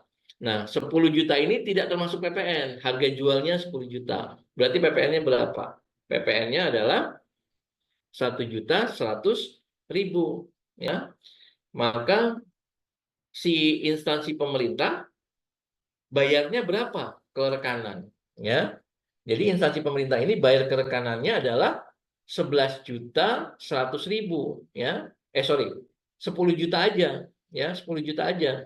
Yang 1.100.000 itu ditahan atau dipungut. Nah, gitu ya. Jadi kalau untuk bertransaksi dengan instansi pemerintah yang bukan objek atau dikecualikan dari objek pemungutan, itu adalah transaksi paling banyak 2 juta, tidak termasuk PPN, dan bukan merupakan jumlah yang terpecah-pecah, ya. Terpecah-pecah itu gimana? Misalnya kontraknya 10 juta, pengadaan ATK 10 juta, tapi dicicil 2 juta, 2 juta, ya, invoice 2 juta, 2 juta, itu namanya dipecah-pecah. Jadi tetap penjualannya itu 10 juta dan dipungut oleh instansi pemerintah, gitu ya. Oke, teman-teman ya. Jadi kalau penyerahan sampai 2 juta DPP-nya, ya, maka si rekanan tadi akan dibayar berapa oleh instansi pemerintah? Dia hanya akan dibayar sebesar 2 jutanya aja, sebesar harga jual barang. Jadi dia dibayarnya 2 juta plus PPN, ya. 2 juta itu harga jual barang, PPN-nya 11%, berapa? 220.000, ya. Nah, jadi instansi pemerintah akan membayar 2.220.000. Yang 2 juta ini adalah harga jual, harga barangnya, sedangkan yang 220.000 ini adalah PPN-nya. Jadi instansi pemerintah titip, ini PPN-nya ya, saya nggak pungut karena dikecualikan dari objek pemungutan, gitu ya. Nah, oke, ini ya teman-teman. Kemudian yang juga dikecualikan kalau untuk pembebasan tanah, kecuali real estate. Kemudian kalau dia merupakan pembayaran yang mendapatkan fasilitas, ya, kalau tidak dipungut ya otomatis nggak ada yang dipungut, ya, bukan objek pemungutan atau dibebaskan. Nah, itu memang nggak ada yang PPN-nya yang untuk dipungut karena sudah dibebaskan, ya. Kemudian yang juga dikecualikan kalau untuk pembayaran BBM dan bukan BBM oleh Pertamina, ya. Jadi yang mungut tetap Pertamina nih, ya. Jadi Pertamina misalnya menyerahkan BBM atau non BBM kepada instansi pemerintah, ya, misalnya polisi, TNI, Polri, ya, itu kan punya semacam pom bensin sendiri tuh di kantor-kantor tertentu, ya, di bagian kalau Angkatan Darat itu bengkel dan pembekalan, ya, bengkel dan perbekalan. Itu dia rata-rata punya juga bukan mesin, dia punya semacam pom bensinnya, jadi bisa jadi dia beli ke Pertamina bensin misalnya 1.500 liter gitu, ya. Nah, maka Pertamina nerbitin fakturnya tetap 01. Yang mungut tetap si Pertamina, bukan instansi pemerintah, ya. Kemudian yang dikecualikan juga adalah pembayaran rekening telepon. Ya, Kementerian Keuangan pakai nomor telepon, ya, ditagih oleh Telkom. Maka PPN-nya tetap dipungut oleh perusahaan telekomunikasinya, gitu ya. Jadi fakturnya mereka tetap 01. Yang juga dikecualikan itu untuk jasa angkutan udara yang disilahkan oleh perusahaan penerbangan. Jadi kalau ada perjalanan dinas karyawan, ya, menggunakan pesawat, itu kan kena PPN. Perjalanan dalam negeri itu terutang PPN kalau pesawat, ya. Nanti kita bahas yang dibebaskan. Yang dibebaskan itu kalau perjalanan satu kesatuan dari luar negeri dengan perjalanan pesawat dalam negeri, misalnya dari Den Haag menuju Denpasar, transit di Jakarta, maka penerbangan dari Jakarta ke Denpasarnya itu tidak terutang PPN atau dibebaskan, ya. Kemudian itu kalau satu kesatuan penerbangan luar negeri, gitu ya. Tapi kalau cuma dari Jakarta ke Denpasar, Jakarta Bandung, atau Jakarta Surabaya, itu terutang PPN, gitu ya. Kalau perjalanan dinas tadi oleh instansi pemerintah, ya, pegawai negeri, ya, perjalanan dinas, maka kalau harus bayar plus PPN, ya bayar plus PPN. Yang mungut tetap si maskapai penerbangannya saja, ya. Nah, yang juga dikecualikan kalau memang secara ketentuan memang tidak terutang PPN, ya. Misalnya instansi pemerintah beli apa yang tidak terutang? Oh, makan minum, ya. Misalnya ada ulang tahun perusahaan atau menjamu tamu, ya. Kementerian Keuangan misalnya mengadakan rapat, pesan makanan di restoran, gitu ya. Atau jasa catering. Nah, jasa catering ini kan non JKP.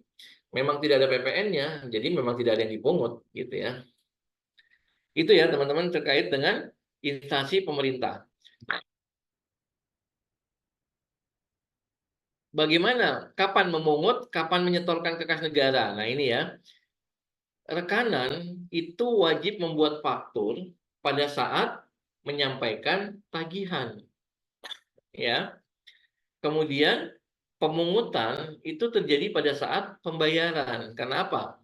Misalnya beli barang nih 10 juta, PPN-nya 1.100.000. Kemudian dibayar tanggal 10. Otomatis tanggal 10 itu terjadi pemungutan karena yang dibayarkan cuma 10 juta. Yang 1.100.000 kan ditahan. Otomatis waktu dibayar terjadi pemungutan Dan yang 1.100.000 wajib disetorkan paling lambat 7 hari setelah pembayaran, ya. Nah, penyerahan BKP-JKP kepada pemungut PN dilaporkan oleh PKP rekanan dalam SPT masa sesuai dengan tanggal faktur pajak atau sesuai dengan tanggal penagihan, ya, invoicing. Kemudian kalau sudah disetor, sudah dipungut, ya wajib disetorkan paling lambat 7 hari setelah pembayaran, ya. Kecuali untuk bendahara desa, dia bisa paling lambat tanggal 10 bulan berikutnya, ya. Misalnya instansi pusat, pemerintah pusat dan daerah itu menyetor PPN, ya, pada tanggal 10 Agustus. Nah, bendahara desa misalnya juga menyetor PPN 10 Agustus gitu, ya. Kemudian kapan penyetoran PPN-nya gitu, ya. Jadi kalau instansi pemerintah membayar kepada rekanan itu tanggal 10 Agustus, berarti dia harus nyetor ke kas negara pada tanggal 17 Agustus. Nah, tanggal merah ya itu kan. Nggak sengaja ini bukan tanggal merah lagi, ya. Nah, kemudian bendahara desa, kalau dia dia membayar kepada rekanan tanggal 10 Agustus, berarti dia setor ke kas negaranya tanggal paling lambat 10 September. Ya, itu bedanya, ya. Nah, kemudian pemungut akan melaporkan SPT, yaitu SPT 1107 PUT atas pemungutan yang terjadi paling lambat akhir bulan berikutnya setelah berakhirnya masa pajak. Jadi kalau dia mungut di bulan Maret, ya, pemungutan terjadi di bulan Maret pada saat pembayaran, maka dia melaporkan SPT masa Maret, dan SPT masa Maret dilaporkan paling lambat akhir April, ya. Ini mengenai pemungut instansi pemerintah, ya. Kita lihat nih, ya. Misalnya instansi pemerintah rekanan itu melakukan penyerahan barang kena pajak misalnya tanggal 20 Januari 2023, ya. Kemudian rekanan tadi mengajukan penagihan tanggal 9 Februari 2023, ya. Maka otomatis pada saat dilakukan penagihan, faktur pajak dibuat tanggal 9 Februari 2023, ya. Faktur pajak dibuat tanggal 9 Februari 2023.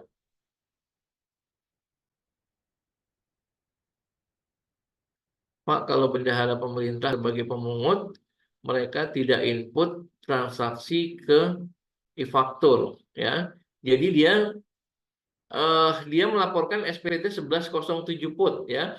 Dan dia juga harus pakai ISPT 1107 PUT, itu pakai ISPT juga, ya. Emang dia nggak buat faktur, jadi dia tidak pakai e-faktur, tapi dia menginput di ISPT-nya, ya, 1107 PUT, ya. Nanti itu ada data pembelian, ya kan, ada data pembelian dari ini kalau instansi pemerintah, ya. Kalau instansi pemerintah kan dia bukan PKP, ya. Dia bukan PKP, tapi kalau pemungut lainnya nanti dia juga lapor di SPT 1111 B1-nya. Ya, nanti kita lihat, ya, untuk pemungut non instansi pemerintah, ya. Gitu, Pak, ya. izin tanya, Pak. Ya, gimana Mbak Untuk Anis? slide sebelumnya ini, Pak. Slide sebelumnya. Iya. Ngomong balik deh. Kita eksekusi.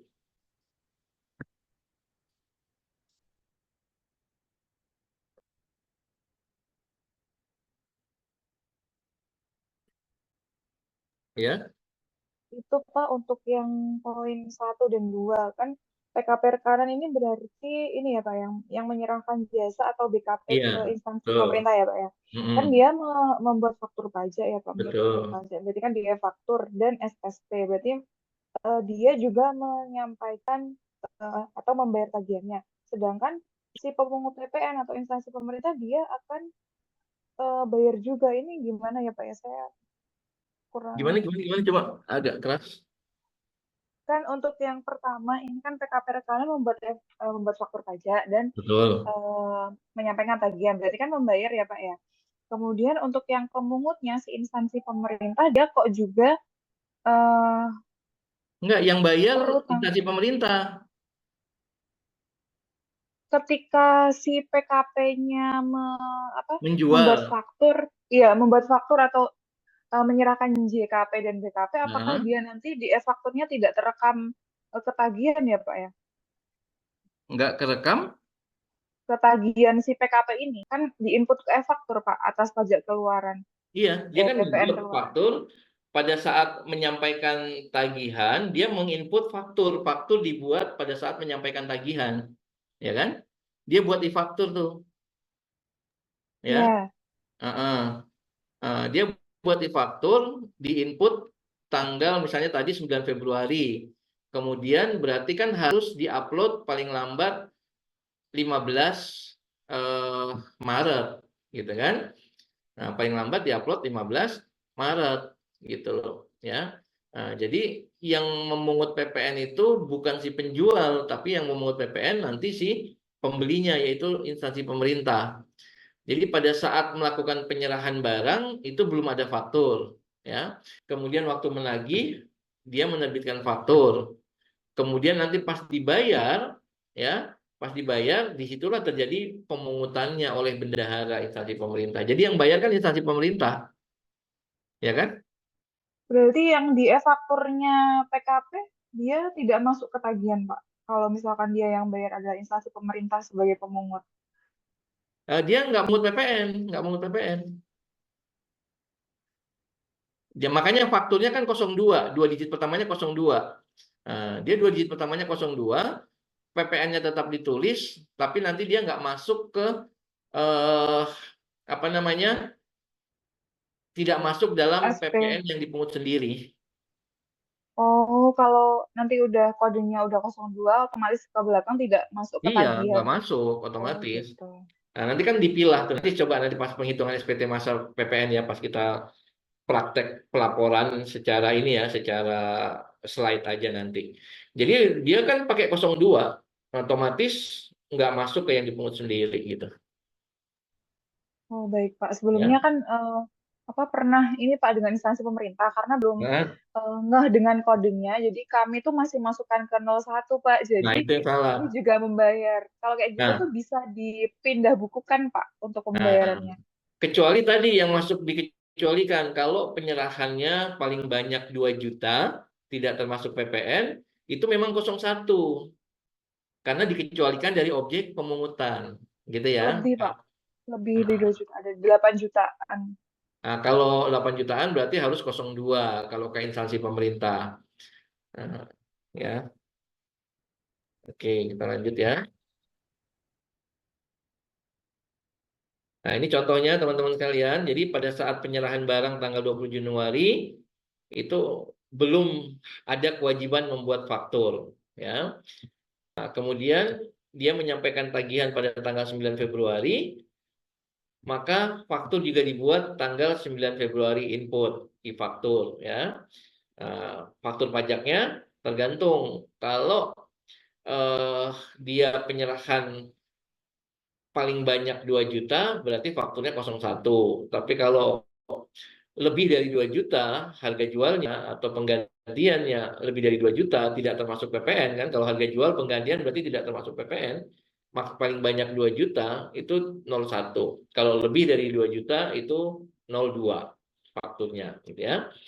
Nah, kemudian dilakukan pembayaran tanggal 23 Maret misalnya instansi pemerintah membayar, ya.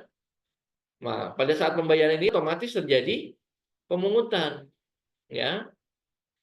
Nah, faktur pajak yang dibuat tanggal 9 Februari ini nanti akan dilaporkan dalam SPT masa PPN masa pajak Februari. Jadi bukan Januari nih, ya. Karena ini berlaku PMK khusus sesuai dengan amanah undang-undang juga kan. Kemarin kita bahas di Undang-Undang PPN pasal 13 ayat 1A itu antara lain mengatur saat pembuatan faktur adalah saat penyerahan barang atau saat diterimanya pembayaran. Kalau pembayaran diterima sebelum penyerahan barang kena pajak atau jasa kena pajak, atau yang ketiga faktur pajak dibuat sesuai dengan peraturan yang berlaku. Bisa dibuat saat lain berdasarkan peraturan yang berlaku. Nah, peraturan lain itu adalah PMK ini, ya. Jadi faktur pajak dibuat pada tanggal 9 Februari pada saat penagihan dan dilaporkan dalam SPT masa pajak Februari, gitu ya. Oke. Nah, kemudian dibayar tanggal 23 Maret, otomatis terjadi pemungutan, ya. Kalau pemungutan terjadi 23 Maret, berarti instansi pemerintah, pusat dan daerah, kecuali bendahara desa, wajib menyetorkan ke kas negara paling lambat 7 hari setelah pembayaran. Jadi kalau 23 Maret dilakukan pembayaran kepada rekanan, otomatis paling lambat 30 Maret dia harus setor ke kas negara. Ya kan? Nah, kemudian pemungutan yang terjadi di tanggal 23 Maret itu dilaporkan dalam SPT 1107 PUT masa pajak Maret, yaitu terjadinya pemungutan di bulan Maret. SPT 1107 PUT masa Maret 2023 dilaporkan paling lambat 30 April atau akhir bulan berikutnya. Jadi 30 Maret SPT masa Maret dilaporkan paling lambat April, ya. Dengan SPT 1107 PUT. Ya. Nah, sekarang kita masuk ke pemungut lainnya yang fakturnya itu 03, ya. Jadi objek pemungutannya adalah semua, ya, semua pembayaran sama dengan yang tadi, kecuali yang dikecualikan tentunya, gitu ya. Semua kecuali. Nah, kecuali apa? Kalau instansi pemerintah tadi paling banyak 2 juta tidak termasuk PPN yang dikecualikan. Kalau pemungut lainnya, BUMN dan K3S, itu yang dikecualikan dari objek pemungutan, ya, bukan objek PPN, tapi objek pemungutan adalah 10 juta paling banyak, tapi termasuk PPN. Nah, ini harus hati-hati nih. Kalau instansi pemerintah 2 juta tidak termasuk PPN, pembayaran 2 juta tidak termasuk PPN. Kalau pemungut lainnya yang dikecualikan itu adalah 10 juta termasuk PPN, ya. Misalnya PTA melakukan penyerahan BKP/JKP kepada BUMNB, gitu ya. Total harga jual atau penggantian termasuk PPN 10 juta. Nah, total penggantian termasuk PPN 10 juta.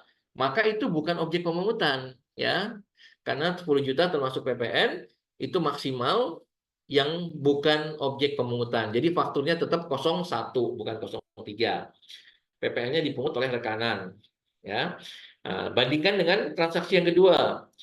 PTB melakukan penyerahan barang kena pajak kepada BUMNB, ya.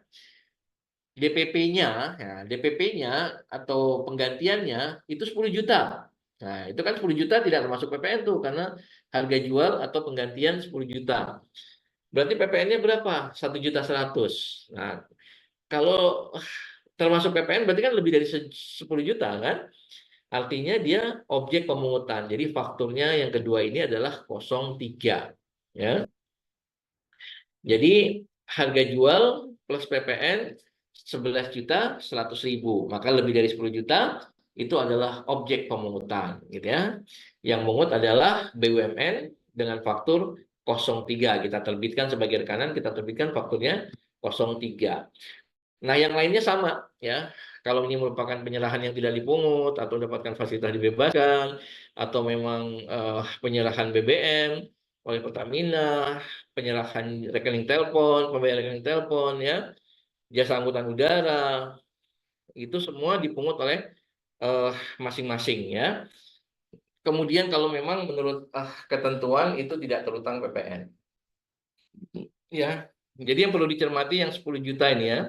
10 juta termasuk PPN itu dikecualikan.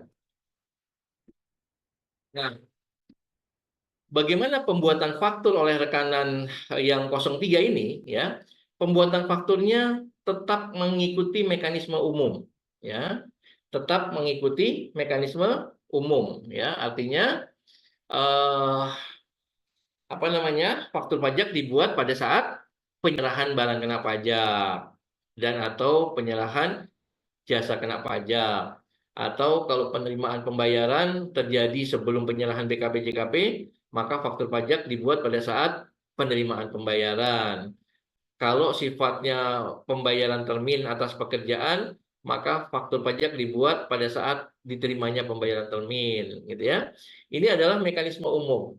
Jadi kembali ke mekanisme umum, yang mekanisme khusus yang dibuat faktur pajak pada saat penagihan hanya khusus bagi bendahara instansi pemerintah, gitu ya.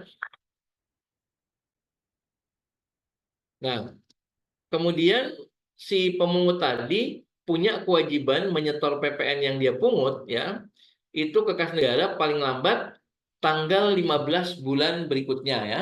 Jadi kalau instansi pemerintah itu faktur pajak dibuat pada saat penagihan dan kemudian pemungutan terjadi pada penyetoran dan penyetoran itu dilaporkan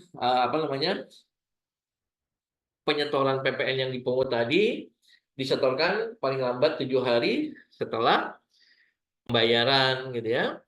Nah, kalau BUMN atau K3S sebagai pemungut lainnya, dia memungut PPN pada saat pembayarannya sama, gitu ya, tapi penyetorannya paling lambat tanggal 15 bulan berikutnya, ya.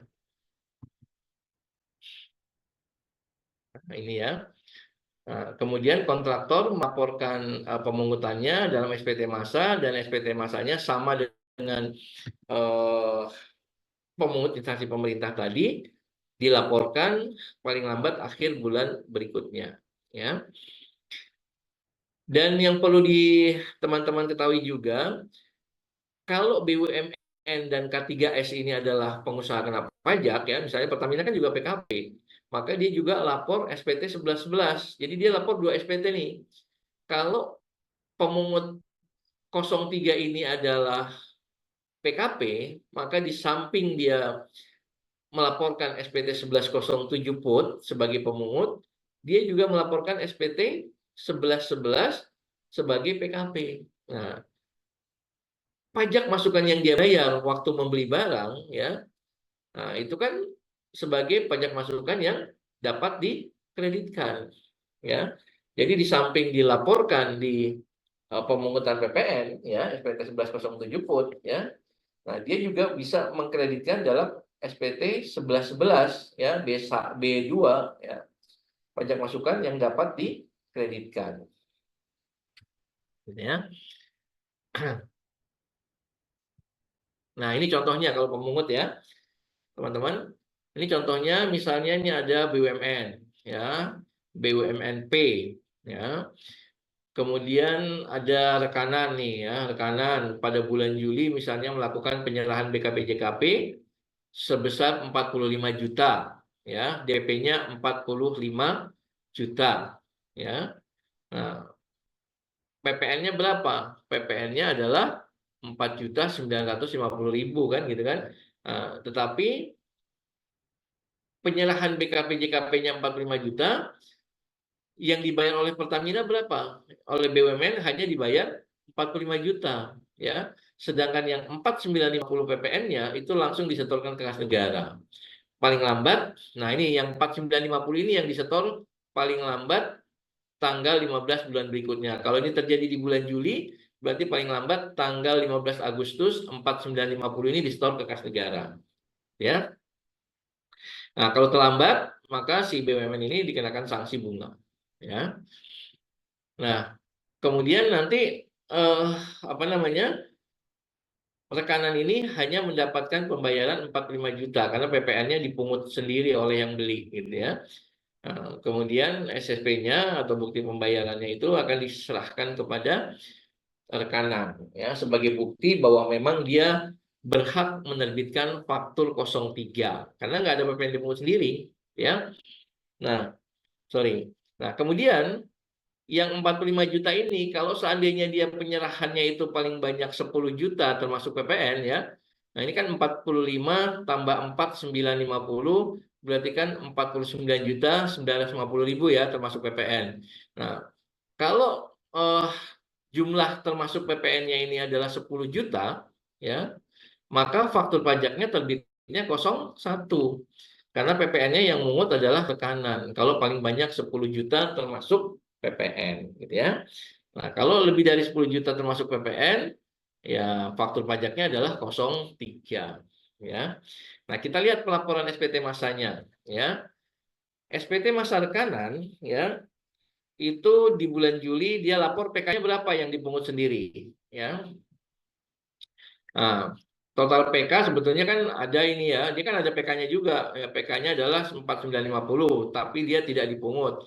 Yang dipungut oleh BUMN, oleh PKP pemungut, ya. Nah, kalau yang 01 itu PK-nya adalah 0. Nah, asumsinya dia tidak ada pajak masukan di bulan Juli ini, jadi PM-nya 0, berarti SPT-nya nihil, gitu ya. Nah, kemudian si Pertamina atau BUMN ini kan sebagai PKP juga. Jadi dia melaporkan 2 SPT, yang pertama adalah sebagai pemungut, dia lapor SPT 1107 PUT, untuk melaporkan yang 4950 yang dia pungut dan dia setorkan ke kas negara. Dan dia juga sebagai PKP lapor SPT 1111 sebagai PKP dan mengkreditkan pajak masukan yang dia setor tadi, ya, melaporkan faktur pajaknya dalam SPT masa PPN 1111 Form B2. Ya, ini untuk pemungut lainnya, yaitu yang juga sebagai pengusaha kena pajak. Oke. Ada yang mau didiskusikan? Monggo, teman-teman. Ya, kalau nggak ada kita lanjut fasilitas nih, ya. Jadi pemungut sudah khatam, ya. Kita lanjutkan fasilitas. Nah, sama dengan 16A tadi, ya.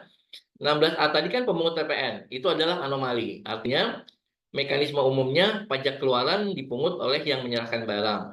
Tapi dengan pasal 16A, pajak keluarannya dipungut oleh si pemungut atau yang beli. Nah, itu anomali 16A. Nah, sekarang kita juga di bab 9 ini bahas pasal 16B, ya. Jadi 16A, 16B, 16C, 16D ini adalah anomali-anomali, gitu ya. Di luar kebiasaan, gitu ya. Di luar yang umum, di luar mekanisme PPN lah, gitu ya. Nah, fasilitas itu apa sih? Ya, fasilitas itu kan artinya dia sebenarnya terutang PPN. Prinsipnya ini penyerahan terutang PPN. Tapi karena dia merupakan kegiatan di kawasan tertentu, karena dia melakukan penyerahan BKP tertentu atau JKP tertentu, karena dia melakukan impor BKP tertentu, karena dia melakukan pemanfaatan BKP tidak berwujud dari luar daerah pabean di dalam daerah pabean, yaitu BKP tidak berwujud tertentu, atau melakukan pemanfaatan jasa kena pajak tertentu, gitu ya, maka dia mendapatkan fasilitas. Apakah fasilitasnya itu dibebaskan atau tidak dipungut atau ditanggung pemerintah? Kita harus buka PP-nya, PP 49 tahun 2022, ya, mengenai fasilitas di bidang PPN.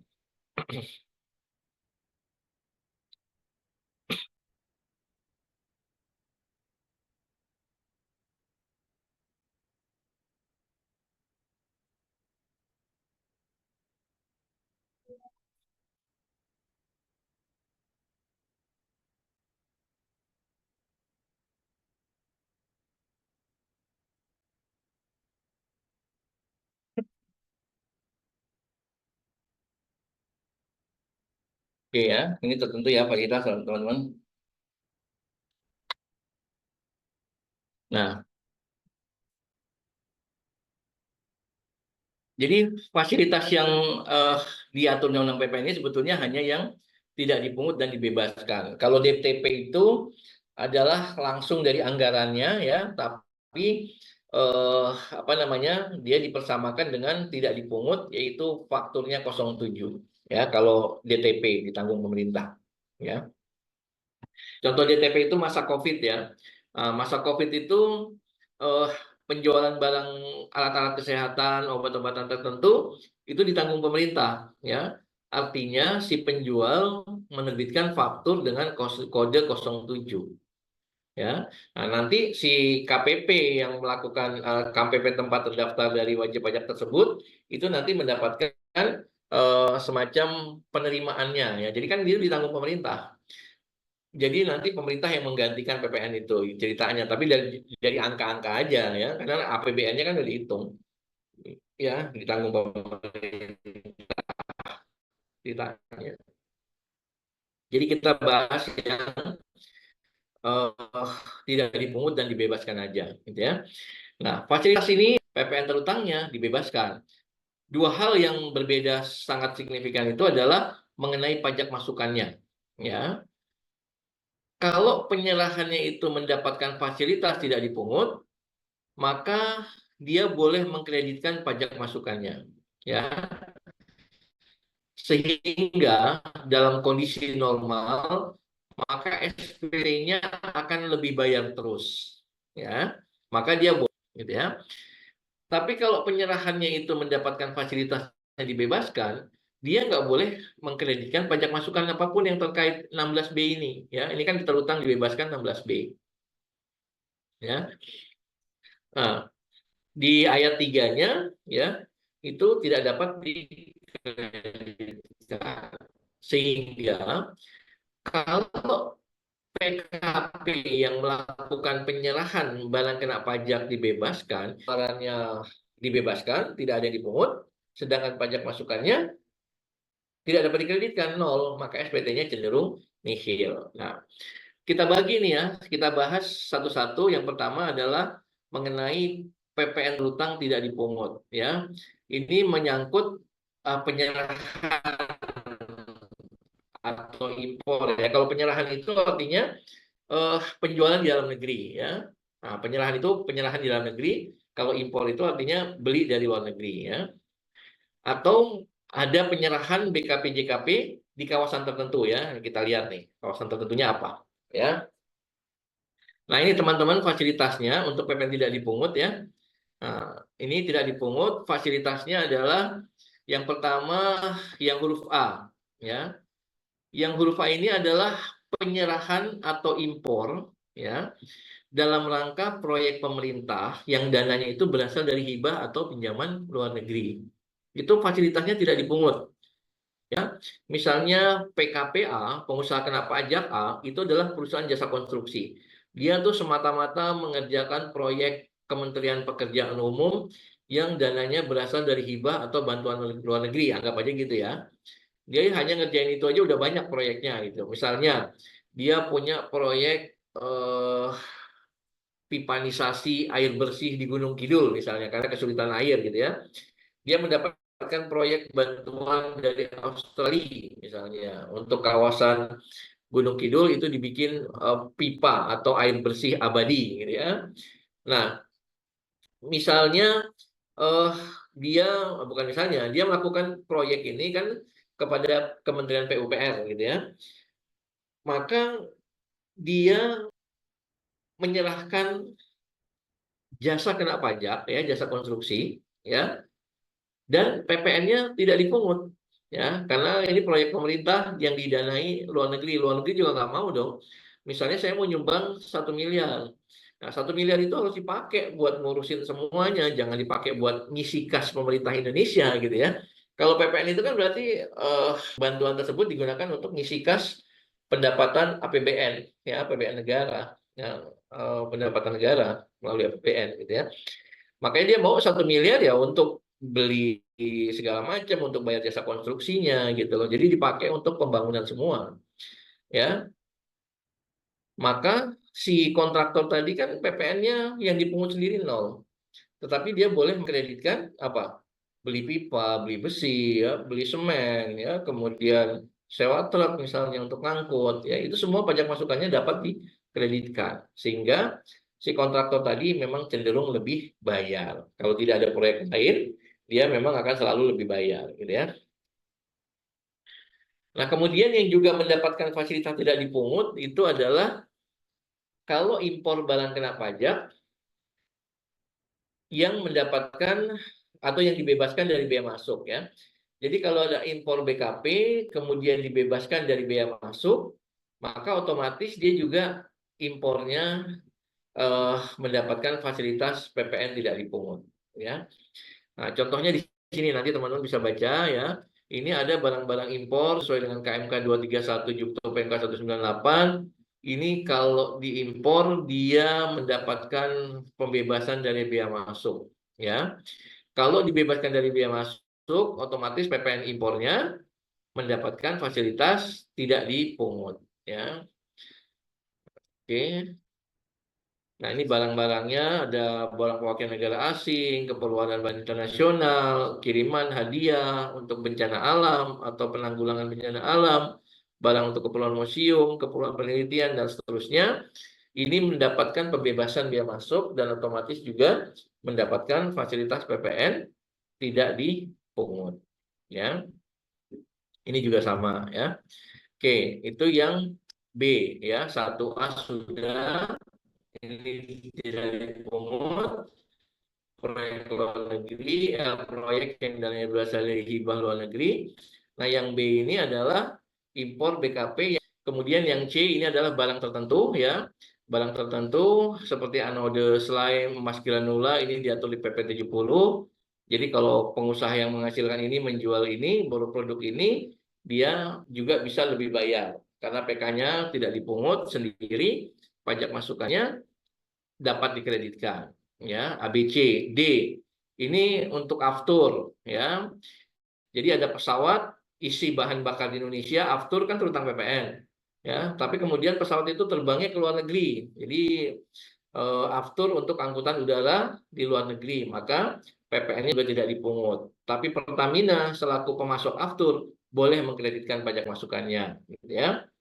Demikian juga BBM untuk kapal laut, ya, sandar di Tanjung Priok, kemudian dia balik lagi ke negaranya, misalnya ke Amerika Serikat. Habis ekspor ke Indonesia, dia balik lagi, ya.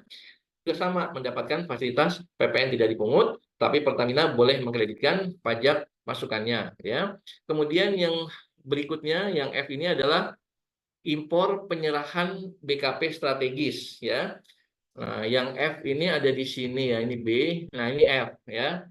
Apa sih BKP strategis? Alat angkutan di air, udara ya, yang diserahkan oleh kementerian lembaga pemerintah atau pihak lain yang ditunjuk oleh lembaga pemerintah di bidang pertahanan.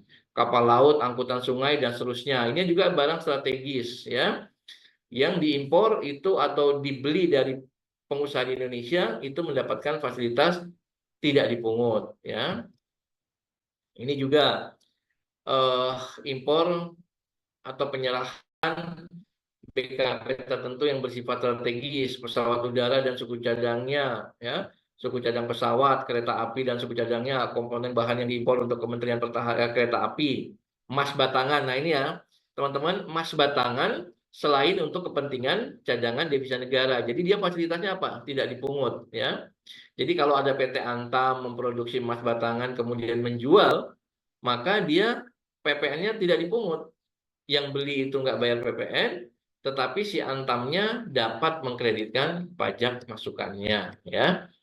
Nah, ini jasa kena pajak tertentu nih ya, jasa persewaan pesawat, jasa yang diterima oleh pelayanan niaga nasional ya, jasa yang diterima oleh badan-badan angkutan negara nasional. Ya, ini teman-teman bisa baca. Ini semuanya mendapatkan fasilitas PPN tidak dipungut ya.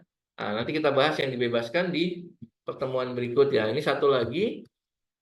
Tadi kita kan baru sampai yang di sini nih, yang angka 1 ya. Nah, ini angka 1 ini adalah penyerahan yang tidak dipungut terkait barang kena pajak tertentu atau JKP tertentu ya. Nah, yang kedua ini adalah fasilitas PPN tidak dipungut terkait dengan penyerahan di kawasan tertentu, misalnya tempat penimbunan berikat ya. Tempat penimbunan berikat ini adalah kawasan berikat gitu ya. Kemudian toko bebas bebas PPN di bandara ya. Nah, itu adalah termasuk tempat penimbunan berikat yang mendapatkan fasilitas PPN tidak dipungut. Termasuk kawasan-kawasan berikat tuh ya. Nah, kemudian yang juga penyerahan di kawasan tertentu, kawasan apa lagi? Kawasan perdagangan bebas ya, kawasan bebas ya. Batam, Bintan, Karimun, pelabuhan Pulau Sabang. Jadi kalau ada penyerahan dari Jakarta, dari Banten, dari Surabaya ke Batam, Bintan, Karimun itu diperlakukan sama dengan penyerahan ke kawasan berikat atau yang mendapatkan fasilitas PPN tidak dipungut, gitu ya. Nah, yang ketiga itu kawasan tertentu apa? Kawasan ekonomi khusus, ya. Misalnya Belitung dulu ditetapkan sebagai kawasan ekonomi khusus untuk pariwisata. Maka kalau ada penyerahan BKP ke sana, ya, ke kawasan ekonomi khusus, mendapatkan fasilitas PPN tidak dipungut, ya. Kemudian Mandalika, ya, Mandalika juga yang terakhir itu kawasan ekonomi khusus bidang pariwisata juga, ya. Itu juga penyerahannya mendapatkan fasilitas tidak dipungut, gitu ya. Nah, inilah mengenai PPN fasilitas tidak dipungut, ya. Nanti pada pertemuan mudah-mudahan materi kita habiskan besok, ya. Kita mulai dari PPN yang dibebaskan, gitu ya. Kemudian nanti kita sambung dengan PPN BM sedikit, ya. Kemudian pelaporan SPT masa PPN. Itu mungkin dari saya. Ada yang mau sedikit diskusi, ya? Atau sudah cukup? Kita lanjutkan besok, ya. Besok kita lanjutkan hari Rabu materi terakhir, kemudian Kamis kita coba review materi, gitu ya. Oke, terima kasih teman-teman sekalian atas perhatiannya, ya. Mohon maaf atas kesalahan, ya, gangguan teknis tadi juga. Saya ucapkan selamat beristirahat. Assalamualaikum warahmatullahi wabarakatuh. Sehat selalu teman-teman. Terima kasih.